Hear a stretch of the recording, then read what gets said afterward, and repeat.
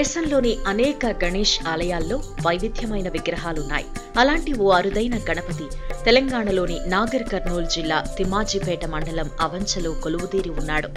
అవంచలో కొలువుతీరిన గణపతి దేశంలోనే భారీ ఏకశిలా విగ్రహం కావడం విశేషం.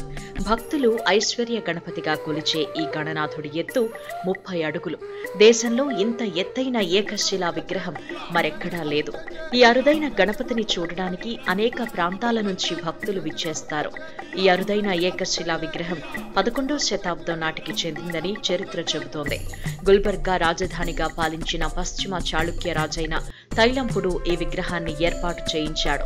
అవంచ గ్రామంలో ఉన్న ఏకశిలను అందమైన వినాయకుడి విగ్రహంగా తీర్చిదిద్దడానికి ప్రత్యేక శిల్పిని నియమించినట్లు చరిత్రలో ఉంది. అయితే ఆ పని జరుగుతుండగానే తైలంపుడు అనారోగ్యం బారిన పడి అకస్మాత్తుగా మృత్యువాత పడ్డాడు. గణపయ్య శాపంతోనే ఇలా జరిగిందని స్థానికంగా ప్రచారంలో ఉంది. ఏదేమైనా ఇంతటి అరుదైన చారిత్రక సంపద ఏకశిలా గణపతి సంరక్షణకు నోచుకోవడం లేదని అవంచ గ్రామస్తులు ఆవేదన వ్యక్తం చేస్తున్నారు. ఈ భారీ విగ్రహం ఎండకెండుతూ వానకు తడుస్తూ ఆరుబయటే ఉందని, ఇన్నేళ్లైనా పైకప్పు కూడా ఏర్పాటు చేయలేకపోవడం దారుణమని వాపోతున్నారు. భద్రాద్రి, యాదాద్రి ఆలయాలకు భారీగా నిధులు కేటాయించి అభివృద్ధి చేయిస్తున్న రాష్ట్ర ప్రభుత్వం ఈ అవంచ గణపతి విగ్రహాన్ని కూడా పట్టించుకోవాలి అని పలువురు విజ్ఞప్తి చేస్తున్నారు.